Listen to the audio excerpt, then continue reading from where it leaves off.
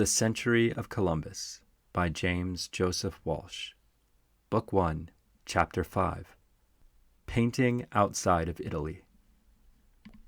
While it is the custom to think of our period, Columbus's century, as the time of the Renaissance, owing its inspiration to the rebirth of Greek ideas into the modern world, it must not be forgotten that quite apart from this, there was a great wind of the spirit of art blowing abroad at this epoch. The Renaissance is thought of as Italian, but the Teutonic countries exhibit in Columbus's century a great artistic development at the beginning, quite uninfluenced by the new learning that came from the Greek rebirth. Painting, sculpture, architecture, and the arts and crafts all reached a climax of expression in the Teutonic countries, especially in the latter half of the 15th century, the evidence for which is to be seen in the monuments preserved for us, particularly in the Low Countries and in southern Germany. Flemish art, above all others, reached a high level of perfection at this time that has scarcely ever anywhere been surpassed. The work of the brothers Van Eyck, accomplished just before the opening of Columbus's century, paved the way for a great new development of art, and made their invention of painting in oil the favorite medium of pictorial expression. After such a work as the Adoration of the Lamb at Ghent, no one could doubt either of their genius as artists or the future of the new mode in painting. Their pupil, Roger van der Weyden, did not excel his masters, but carried on worthily the tradition which they had established, and passed on the torch which they had lighted to successors whose fame was to be undying. Memling is indeed a great master in painting, almost never excelled, seldom equaled, and representing a phase of art development quite independent of the humanistic side of the Renaissance. The wonderful decorations of the casket of St. Ursula in the Hospital of St. John at Bruges, done just about the time of the discovery of America, are not unworthy to be placed beside the greatest art of Europe from any period. The almost more beautiful Adoration of the Magi in the same place shows a minute finish in detail, a marvelous power of composition, a charm of expression, and a wonderful application of colors which have not faded during all these 4.5 centuries, which deservedly place it among the world's supreme artistic triumphs. What Giotto is at Padua in the Arena, and Fra Angelico in San Marco at Florence, Memling is in the Hospital of St. John at Bruges. The pictures must be seen in all the glory of their unfading colors to be properly appreciated, or to enable those who are less familiar with the great work of the Netherlands painters to understand the encomiums of critics. But even uncolored reproductions give some idea of the charm of the originals. Strange to say, because of the neglect of the biographical details of their painters' lives by the Teutonic nations, even Memling's name has not been quite certain until comparatively recent years.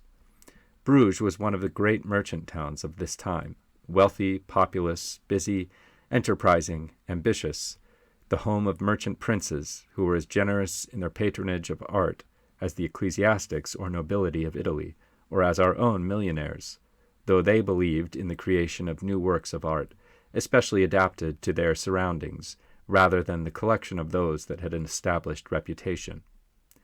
During the first half of the 15th century, Brabant had produced the group of famous artists whom we have mentioned, most of whom worked at some time or other in Bruges. As Zeal, himself an associate of the Royal Academy of Belgium, says in his Hans Memling, quote, "Of none of all the many celebrated men who made this town their home has Bruges more reason to be proud than of Hans Memling." End quote. While his works remained, however, the personal memory of him was quite lost, and hence it is only in our time that it has been quite sure that the initial letter of his name should be M and not H, though the other form is often used by writers about art, and that the final letter should probably be C and not G, though in English the latter terminal has been most frequent. It was only in 1889 that Father Dussart, S.J., discovered in the public library of St. Omer, in a manuscript by the historian James de Meyer, an extract from a diary in which the death of John Memling, the painter, is placed on the 11th of August, 1494. He was probably born about 1435, or a little before, so that his accomplishment as a painter was all in the first half of Columbus's century. Memling is the greatest of all these early painters of the Netherlands in his portraits, and yet there are many religious pictures which are full of the devotion of the best of the Italians and wonderful in their composition, in their solution of the technical problems of painting, and their marvelous power of expression, which show him to be one of the greatest painters of the world. His great picture, which has been called Christ the Light of the World, is a triumph in every mode of the painter's expression. His shrine of St. Ursula, an oblong tabernacle of carved oak with gabled ends, for which Memling did a series of miniatures, is one of the most beautiful accomplishments of this kind in the world. In very contracted panels, Memling has placed hundreds of beautiful faces and details of architecture, shipping, and water scenes that must be seen to be appreciated. It has been said that Van Eyck, even when painting religious subjects, only awakes earthly ideas, whilst Memling, even when painting earthly scenes, kindles thoughts of heavenly things. It is easy to see by his paintings that he was indeed a man humble and pure of heart, who, when the arts were beginning to abdicate their position as handmaids of the Church in order to minister to the pleasures of men, preserved his love for Christian tradition, and in earnest simplicity painted what he believed and venerated as he conceived and saw it in his meditations. There is no affectation, no seeking after novelties, no mixture of pagan ideas in his works. Memling's contemporary, Dirk Boutz, deserves scarcely less praise, and Quentin Metzys is another of the genius painters of the time. The story of his rise from blacksmith to painter is only a good illustration, whether legendary or not, of the closeness of the mechanical arts, those of the goldsmith and the silversmith particularly, but of all the smiths, to the liberal arts of painting and sculpture. The divorce of these higher and lower arts from each other always leads to decadence, not alone in the mechanical, but also in the liberal arts. The goldsmith or silversmith in the Low Countries, in Italy, in Nuremberg, easily became a sculptor in the highest sense of the term, and not infrequently turned his attention successfully to other arts. It was an ideal condition, showing how deeply culture had penetrated, and whenever something of it at least does not exist, the liberal arts are sure to be artificial and borrowed, not native and genuine.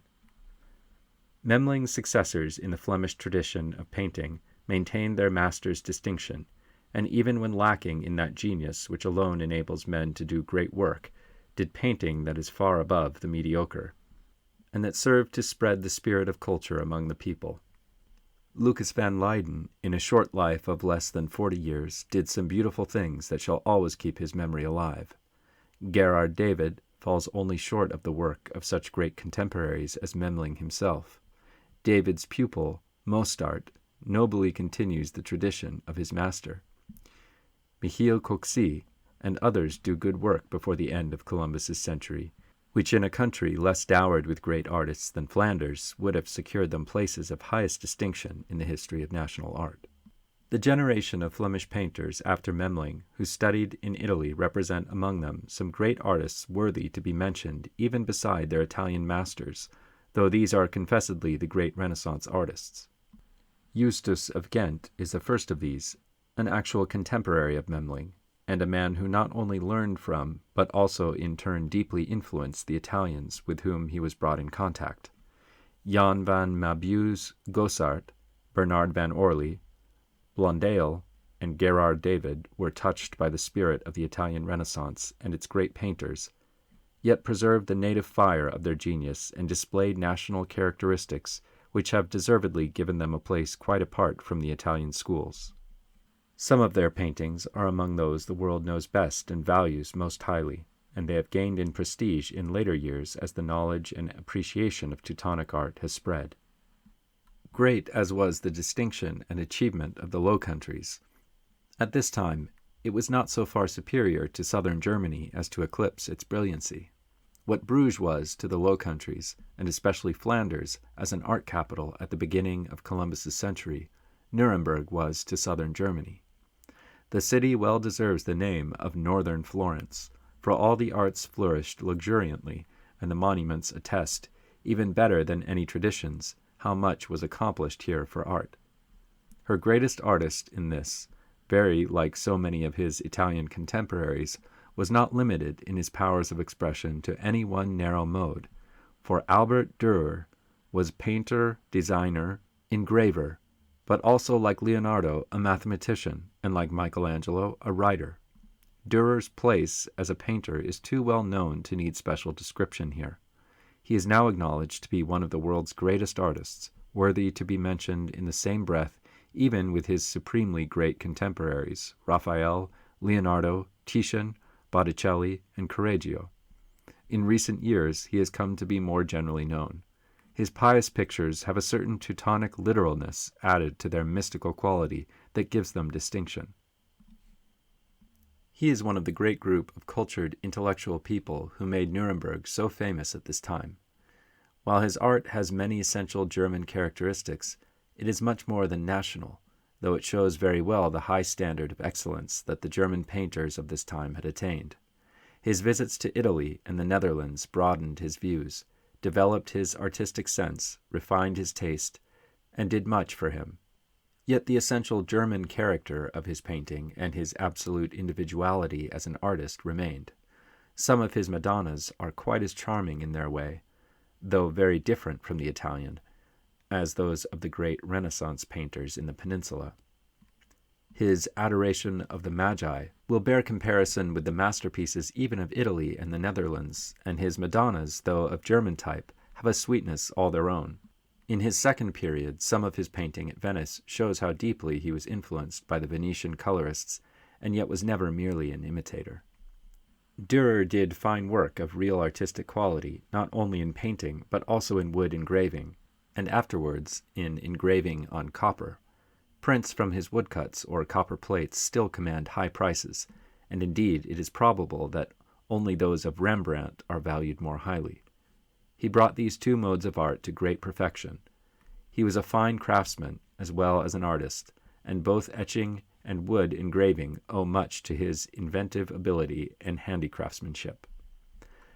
As might be expected of this intimate friend of Willibald Pirkheimer, he was a scholar as well as an artist, and we have from him 3 books, one on the proportions of the human figure, which shows how carefully he studied the essentials of his art, one on geometry, and one on the art of fortification. Like Leonardo, he felt his ability as an engineer, and like Raphael and Michelangelo, was widely interested not only in every mode of art, but all the intellectual interests of his time. No more than the Italians, he was not a narrow specialist in any sense of the word. And nothing shows so clearly as his career and achievements how much the spirit of genius was abroad at this time in Europe everywhere, lifting men up to heights of accomplishment that had scarcely been possible before. Besides Dürer, the great painters of South Germany were the Holbeins, father and son. Hans Holbein, the elder, first came into prominence at Augsburg as a partner to his brother Sigmund, a painter, none of whose works have come down to us. His early works are nearly all on the Passion, and show the influence of his studies of the Passion plays, so frequently given all over South Germany at this time. Early in the 16th century he came under Italian influence, and painted some pictures that, while naive and primitive, exhibit evidence of high artistic ability. His fame was eclipsed entirely by his son, Hans Holbein, known as the Younger, though there is no doubt at all of the influence exerted by Holbein the father on the art of his period, and his sketchbooks are precious material for the biography and customs of his contemporaries. His son left Augsburg about 1515 to become an illustrator of books at Basel. The first patron of the younger Holbein is said to have been Erasmus, for whom shortly after his arrival he illustrated an edition of the Encomia Moriae by pen and ink sketches, which are now in the museum at Basel. After some 5 years of work as an illustrator, Hans began to attract attention by his portrait drawings. Some of these, as J. A. Crow in his article on Holbein in the 9th edition of the Encyclopaedia Britannica says, are, quote, finished with German delicacy and with a power and subtlety of hand seldom rivaled in any school, end quote. That he could paint with almost equal distinction his portrait of Boniface Amerbach, painted in 1519, furnishes ample evidence, for it is acknowledged to be one of the most complete examples of smooth and transparent handling that Holbein ever executed. Art was gradually being pushed out in the German countries, however, and above all there was no opportunity for religious painting, which used to form the chief source of income and of inspiration, as well as the principal resource of painters before this, as it continued to be in the Latin countries. Besides, the religious revolution had come to occupy men's minds with disputes about religious subjects, and interest in art further declined. How well Holbein could have painted religious pictures is very well illustrated by the famous altarpiece of the Burgomaster Mayer, with his wives and children in prayer before the Blessed Virgin. Few Madonnas are more impressive than this, but now the beautiful Mother of God was no longer an object of reverence. Holbein could get no further commissions of this kind, and was pitifully reduced, it is said, even to the painting of escutcheons for a living. Erasmus, whose portrait he had so often made in many different positions, compassionated his poverty and lack of occupation, and sent him with a note of introduction to Sir Thomas More. More appreciated him at once, had him paint his own portrait and those of his family, and engaged the interest of the nobility in him. Holbein executed portraits of many of the prominent nobility of England, and after 2 happy years returned to Basel, taking to Erasmus the sketch of More's family, which is still to be seen in the gallery of that city, being indeed one of the precious treasures of it. With the money made in London, Holbein purchased a house and made the charming portraits of his wife and children for it. But the next year witnessed the fury of the iconoclasts, who, in their so-called reforming zeal, destroyed in one day almost all the religious pictures at Basel.